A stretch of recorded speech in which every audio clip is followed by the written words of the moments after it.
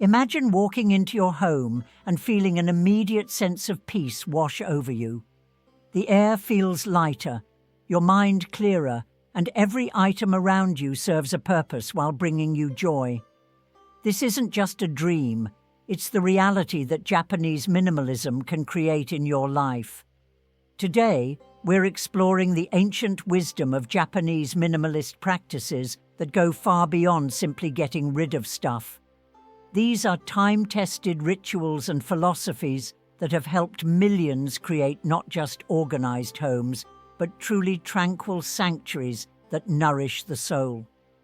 Whether you're feeling overwhelmed by clutter, stressed by your environment, or simply seeking a deeper connection to your living space, these Japanese principles will guide you toward a more intentional, peaceful way of living. We'll dive into practical techniques you can start implementing today, from the world-famous KonMari method to the profound beauty of Wabi-Sabi, and discover how simple daily rituals can transform not just your home, but your entire approach to life. When most people think of minimalism, they picture empty white rooms and sparse furniture. But Japanese minimalism is something entirely different. It's a rich, nuanced philosophy woven into Japanese culture for over 1,000 years. At its heart, Japanese minimalism isn't about having less for the sake of having less. It's about creating space, physical, mental, and spiritual space, for what truly matters.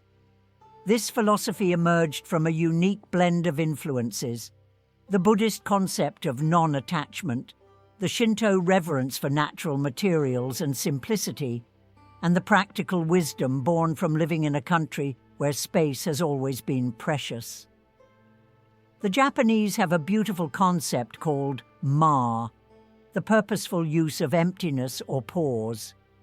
In architecture, ma is the space between pillars. In music, it's the silence between notes. In daily life, it's the breath between activities. This understanding that emptiness itself has value is fundamental to Japanese minimalism and sets it apart from Western interpretations. Traditional Japanese homes embody this philosophy perfectly.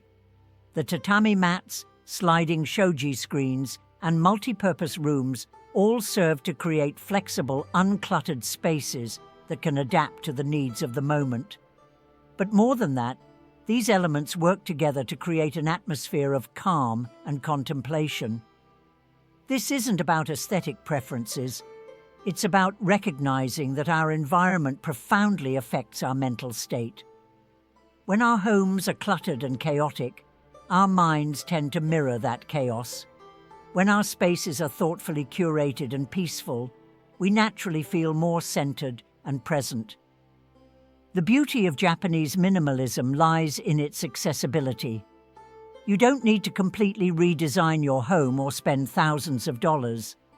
These principles can be applied gradually, room by room, item by item, as you develop a deeper understanding of what truly serves your well-being. What makes Japanese minimalism particularly powerful is its integration of practical techniques with spiritual wisdom. It's not just about having fewer possessions. It's about developing a more mindful relationship with everything in your life. Every object becomes an opportunity to practice gratitude. Every space becomes a canvas for creating peace. The ancient masters understood something we're only beginning to rediscover: that true abundance comes not from accumulating more, but from deeply appreciating what we already have. This shift in perspective, from quantity to quality, from having to being, is at the very core of Japanese minimalist philosophy. The KonMari method. Marie Kondo revolutionized the way the world thinks about decluttering when she introduced the KonMari method to international audiences. But what many people don't realize is that her approach is deeply rooted in traditional Japanese values and practices refined over centuries. The KonMari method isn't just about getting organized, it's about developing a more conscious relationship with your possessions. At its foundation is the revolutionary question: does this spark joy? This simple query has the power to transform not just your closets and drawers, but your entire perspective on what you choose to keep in your life. The concept of tokimeki, that little flutter of happiness you feel when something truly resonates with you, is central to this approach. Kondo discovered that when we tune into this feeling, we naturally gravitate toward items that support our well-being and gently release those that no longer serve us. The method is structured around 5 specific categories, approached in a particular order: clothes, books, papers, miscellaneous items, and sentimental items. This sequence isn't arbitrary. It's designed to help you develop your joy detection skills gradually, starting with easier decisions and building toward more emotionally complex choices. Clothing, your daily armor of joy. Your relationship with clothing is deeply personal. Every morning, what you choose to wear affects how you feel about yourself and how you move through the world. The KonMari approach begins with gathering every single piece of clothing you own, everything from all closets, drawers, and storage areas. When everything is laid out before you, something magical happens. You begin to see patterns, the colors you're naturally drawn to, the styles that make you feel confident, the items you've been holding on to just in case, but never actually wear. This comprehensive overview is essential because you can't make good decisions about what to keep without seeing the full scope of what you have. As you hold each item, pay attention to your body's response. Does this sweater make you smile when you touch it? Do you feel energized when you imagine wearing this dress? Or do you feel heavy, guilty, or indifferent? These physical sensations are your joy compass, guiding you toward choices that serve your daily well-being. The folding technique that Kondo teaches is more than just organization. It's a form of mindfulness practice. When you fold each piece of clothing with care and intention, you're expressing gratitude for its service and creating a visual system where every item has its proper place. Books, curating your intellectual environment. Books hold a special place in our hearts and homes. They represent knowledge, dreams, and the person we aspire to become. The KonMari method challenges conventional wisdom. The value of a book isn't in owning it, but in the impact it has on your life. When evaluating your book collection, consider not just whether you enjoyed reading each book, but whether it continues to serve a purpose in your current life. Some books are treasured references you'll return to again and again. Others fulfill their purpose the moment you finish reading them, having already given you the insights or entertainment you needed. This doesn't mean becoming ruthless with your book collection.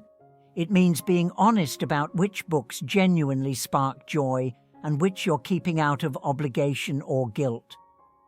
Consider creating different zones: current reads that energize you, reference books you genuinely consult, and beloved favorites that bring you comfort. Papers, simplifying information flow. The KonMari approach to papers is refreshingly straightforward. Discard almost everything. This might sound extreme, but consider how rarely you actually need to reference most papers you keep. With digital banking, online bill pay, and cloud storage, the vast majority of papers we hold on to are unnecessary. Establish 3 categories: papers you need to act on immediately, papers you need to keep for legal or tax purposes, and papers with genuine sentimental value. Everything else can likely be discarded or digitized. This approach eliminates the overwhelming piles of maybe important papers that create mental clutter. Kimono, the miscellaneous category. Kimono includes everything that doesn't fit into other categories: kitchen gadgets, office supplies, electronics, toiletries, cleaning supplies, and all those random items that accumulate in junk drawers. This category often feels overwhelming because it's so diverse, but it's also where you can make the most dramatic impact on your daily life. The key to tackling kimono is subcategorization. Instead of trying to sort through everything at once, focus on one type of item at a time. Gather all your pens, or all your kitchen gadgets, or all your electronic cables. This allows you to see duplicates, identify what you actually use, and make informed decisions about what truly adds value to your life.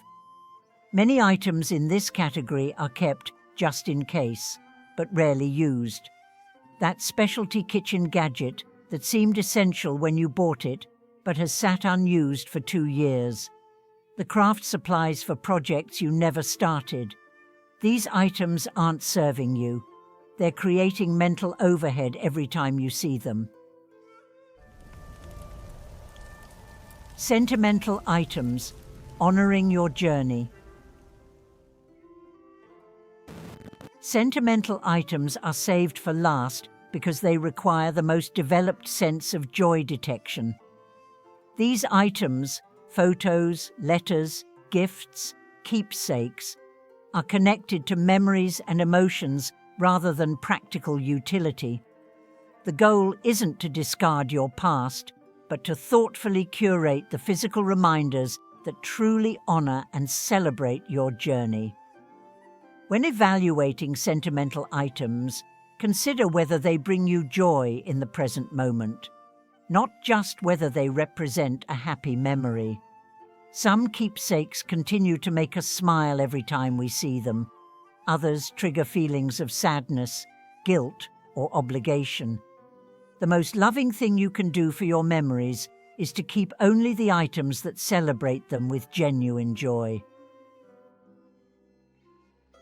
What makes the KonMari method so transformative isn't just the end result of a tidy home.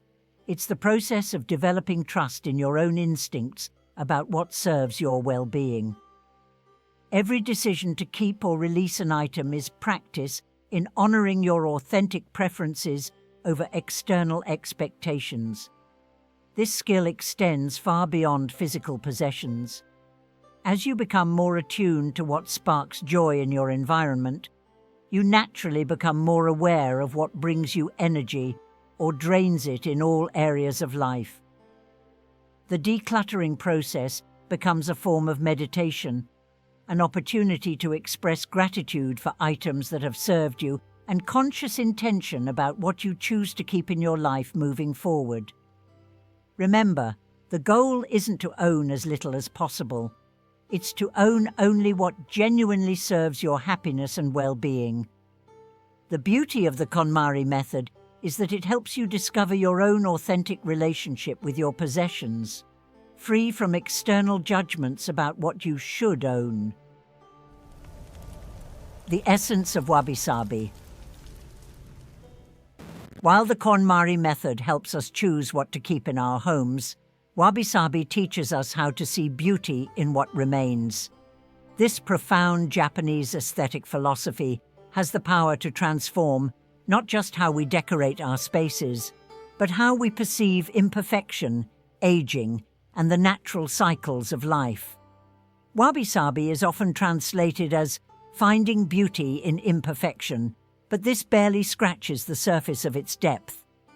The concept emerged from the Japanese tea ceremony, where masters began to appreciate the subtle beauty of weathered tea bowls, the irregular grain of bamboo, and the way natural materials change and age over time. What started as an aesthetic preference evolved into a complete worldview that embraces transience, imperfection, and incompleteness as essential aspects of beauty. True Wabi-Sabi isn't about making things look rustic or deliberately damaged. It's about recognizing and celebrating the authentic beauty that emerges through time, use, and natural processes.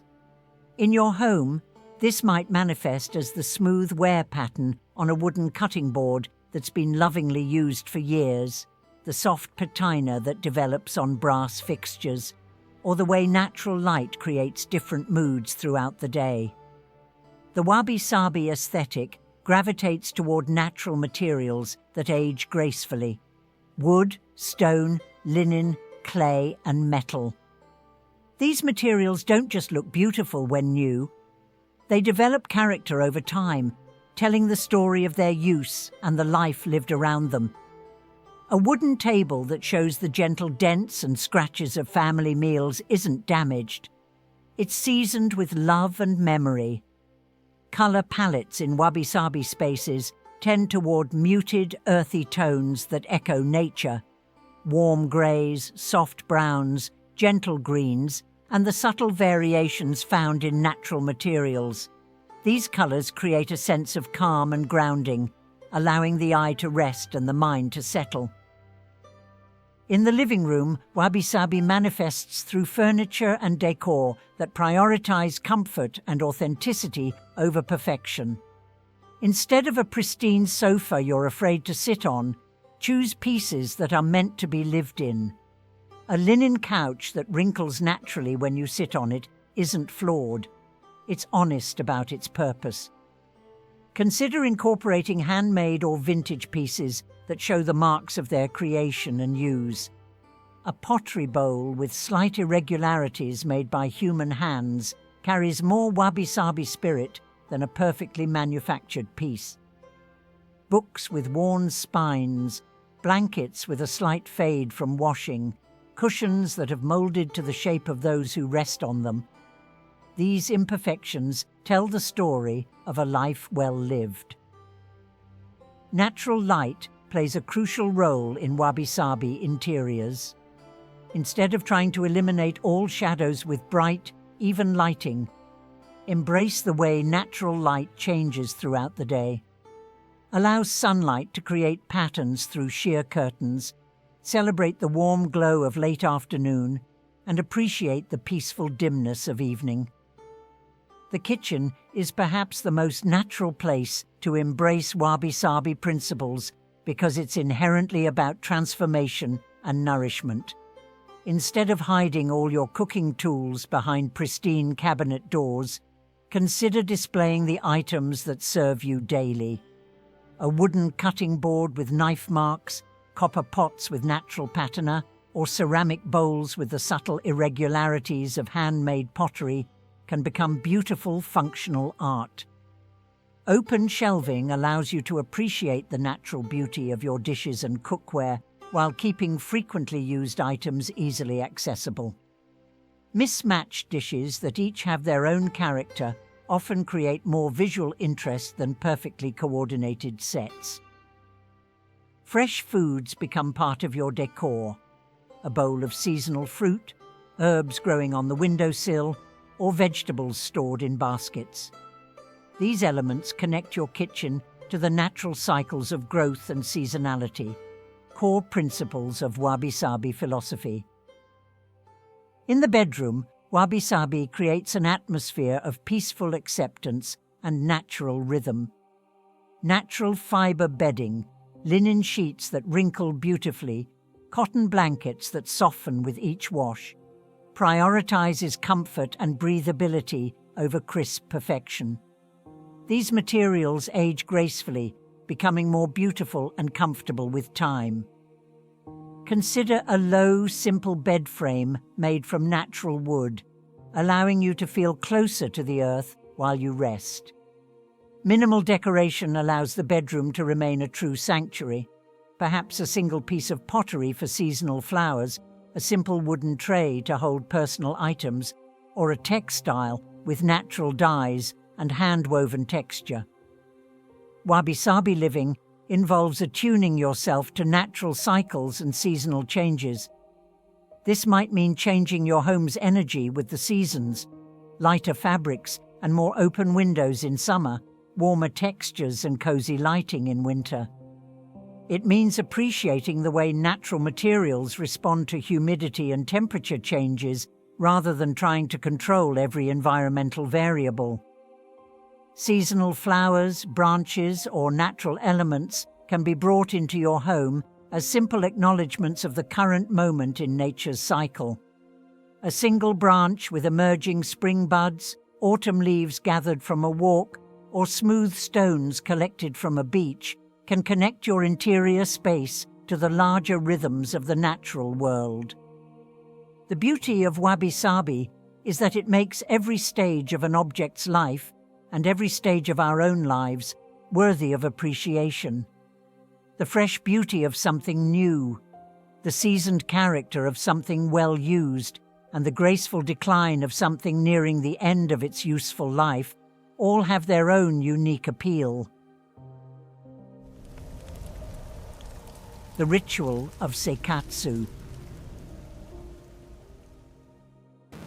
The Japanese concept of Sekatsu encompasses far more than what we typically think of as lifestyle. It's a holistic approach to living that recognizes the sacred in the everyday, the profound in the simple, and the transformative power of mindful attention to life's daily rhythms. Sekatsu isn't about adding more activities to your day or following complex spiritual practices. Instead, it's about bringing conscious awareness and intentional care to the activities you're already doing: eating, cleaning, moving through your home, preparing for rest. This shift in attention transforms routine tasks into opportunities for presence, gratitude, and connection to the deeper rhythms of life. At its heart, Sekatsu recognizes that how we do anything affects how we experience everything. The way you make your bed in the morning sets the tone for how you move through your entire day. The attention you bring to preparing a meal influences not just the quality of the food, but your relationship with nourishment and care. This isn't about perfectionism or adding pressure to everyday activities. It's about recognizing that you're already spending time on these tasks. Sekatsu simply invites you to be present for them rather than rushing through them in anticipation of something else. This presence transforms obligations into opportunities and chores into choices. The way you begin each day creates the foundation for everything that follows. Sekatsu morning rituals aren't elaborate ceremonies. They're simple practices that help you transition from sleep to wakefulness with consciousness and intention. Consider beginning each day by opening your curtains or blinds with attention to the quality of light outside. Is it bright and energizing, soft and gentle, grey and contemplative? This simple observation connects you to the natural world and helps you attune to the energy of the day ahead. Making your bed becomes more than tidying up. It's an act of completion and care. As you smooth the sheets and arrange the pillows, you're expressing gratitude for the rest you received and creating a welcoming space to return to in the evening. The preparation of your first beverage, whether it's tea, coffee, or water, can become a ritual of awakening. Pay attention to the sound of water heating, the aroma that emerges, the warmth of the cup in your hands. These sensory details anchor you in the present moment and transform a habitual activity into a mindful beginning. The Japanese tea ceremony, or shanoyu, embodies principles that can be applied to everyday activities. The ceremony isn't really about tea. It's about cultivating presence, harmony, respect, and tranquility through simple, purposeful actions. You can apply these principles to any beverage preparation. Whether you're making morning coffee, afternoon tea, or evening herbal infusion, approach the process with the same attention and care that a tea master brings to the ceremony. Notice the temperature of the water, the timing of the steeping, the color and aroma that develop. The key is to resist the urge to multitask during these moments. Don't check your phone while your tea steeps or plan your day while your coffee brews. Instead, use these few minutes as an island of presence in your day, a time to simply be with the process unfolding before you. This principle extends to eating as well. The practice of mindful eating, paying attention to flavors, textures, colors, and the feeling of nourishment, transforms meals from fuel stops into opportunities for gratitude and pleasure. In the Sekatsu approach, cleaning isn't a chore to be gotten through as quickly as possible. It's a form of moving meditation that creates harmony in both your environment and your mind. This shift in perspective can completely transform your relationship with household maintenance. When washing dishes, focus on the warm water on your hands, the smooth feel of clean plates, the satisfaction of transforming dirty items into clean ones. This isn't just about having clean dishes. It's about the meditative rhythm of circular motions, the gratitude for having food to eat and dishes to hold it, and the peaceful transition from one activity to another. Sweeping or vacuuming can become opportunities to move your body rhythmically while caring for your space. Notice how different areas of your home feel under your feet. Observe what collects in different rooms. Appreciate the immediate transformation that cleaning creates. Folding laundry offers another opportunity for moving meditation. The repetitive motions can be soothing, and the fresh scent and warm feeling of clean clothes can evoke gratitude for the abundance in your life. Instead of rushing through the task while watching television, try bringing your full attention to the textures, colors, and the care you're providing for your clothing. Just as morning rituals help you begin the day with intention, evening practices support the transition from activity to rest. These don't need to be elaborate. Simple practices that signal to your body and mind that the day is ending can dramatically improve your sleep quality and sense of closure. The Japanese practice of ofukuro no aji, literally mother's cooking, recognizes the nurturing quality of simple, homemade meals. Preparing and eating a simple evening meal with attention and care can become a daily ritual that nourishes both body and soul. This doesn't require elaborate cooking. Even preparing rice, vegetables, and tea with mindfulness can create a sense of completion and satisfaction. The practice of tidying up before bed, returning items to their proper places, preparing your clothes for the next day, clearing surfaces, isn't just about organization. It's about creating closure for the current day and setting the stage for peaceful rest. When you wake up to an organized, clean space, you begin the new day with a sense of order and possibility rather than chaos and overwhelm. Consider ending each day with a few moments of reflection on what you're grateful for. This isn't about forcing positivity or ignoring difficulties. It's about training your attention to notice the good things that are often overlooked in the busyness of daily life. What makes Sekatsu so transformative isn't just the immediate experience of greater presence and appreciation. It's the way this mindfulness ripples out into all areas of life.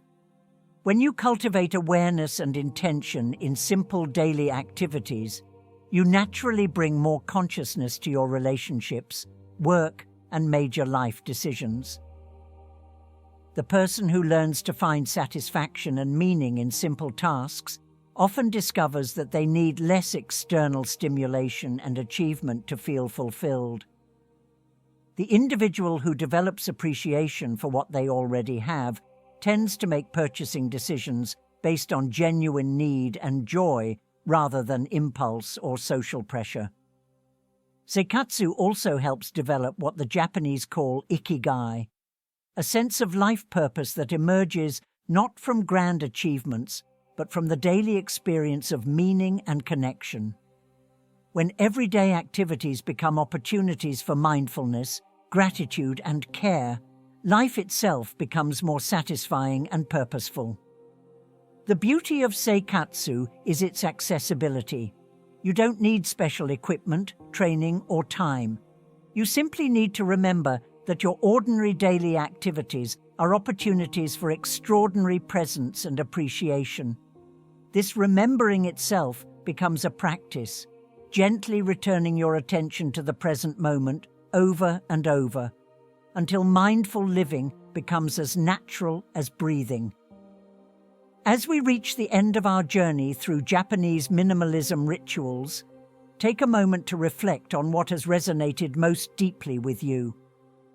Perhaps it was the liberating simplicity of the KonMari method, the profound beauty of Wabi-Sabi imperfection, or the transformative potential of Sekatsu mindfulness.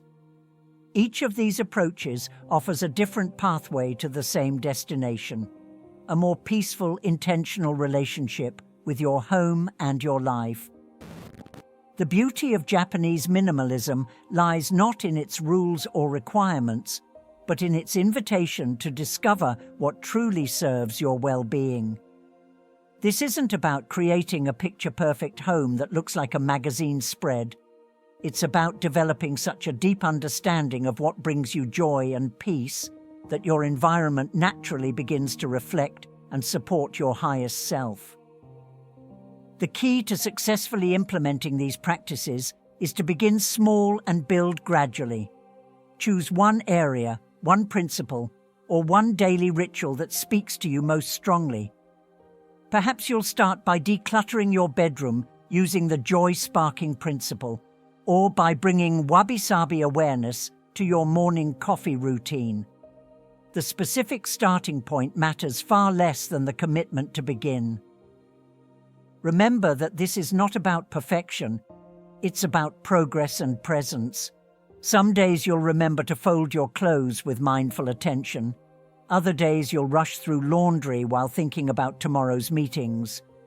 Both approaches are perfectly human, and the goal isn't to eliminate all unconscious moments, but to gradually increase the moments of conscious choice and appreciation. One of the most profound insights from Japanese minimalism is the recognition that our external environment and internal state are intimately connected. A cluttered home doesn't just look messy, it can create mental fog and emotional overwhelm. Conversely, a thoughtfully curated space doesn't just appear organized, it can promote clarity, calm, and creativity. This connection works both ways. As you develop greater inner peace and clarity through mindfulness practices, you'll naturally gravitate toward creating more harmonious external environments. As you create more peaceful physical spaces, you'll find it easier to access inner states of tranquility and presence. While we've focused primarily on creating tranquil home environments, the principles of Japanese minimalism extend far beyond physical spaces. The same consciousness that helps you choose which possessions spark joy can guide you in making decisions about relationships, commitments, and how you spend your time and energy. Perhaps the most important insight from Japanese minimalism is that the practices themselves are as valuable as the results they create. The process of mindfully choosing which possessions to keep develops your intuition and self-knowledge. The daily ritual of caring for your space cultivates patience and presence. The practice of finding beauty in imperfection builds resilience and acceptance. Remember that there's no single correct way to implement these principles. Your minimalist practice might look very different from someone else's, and that's not only okay, it's essential. The goal is to discover your own authentic relationship with simplicity, beauty, and mindfulness. Some people find peace in very sparse environments with few possessions, while others create tranquility through thoughtfully curated collections that reflect their passions and values. Some individuals thrive with elaborate morning rituals, while others prefer simple, brief practices that fit naturally into their schedules.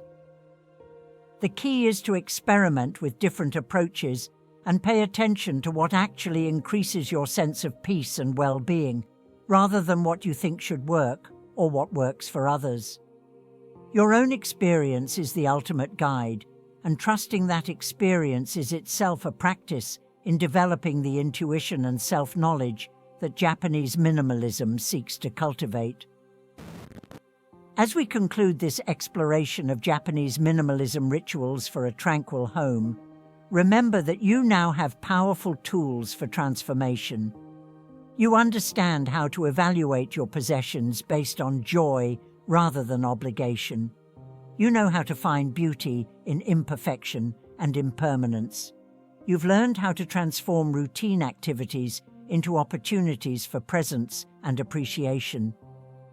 But more than techniques and methods, you've been reminded of something you already knew deep down, that you have the power to create environments and experiences that support your highest well-being. You don't need permission from anyone else to begin living more consciously. You don't need to wait for perfect circumstances or complete understanding. The journey toward a more tranquil home and a more peaceful life begins with a single conscious choice, followed by another and another. Each choice builds upon the previous ones, creating momentum toward the life you truly want to live. Take the first step today. Choose one small area to declutter, one daily activity to approach with greater mindfulness, or one moment to pause and appreciate the beauty that already exists in your life. Trust that this small beginning contains the seed of profound transformation. Your tranquil home awaits, not as some distant goal to be achieved, but as a present possibility to be claimed, one mindful moment at a time. The transformation begins now. Welcome to your journey toward tranquil living.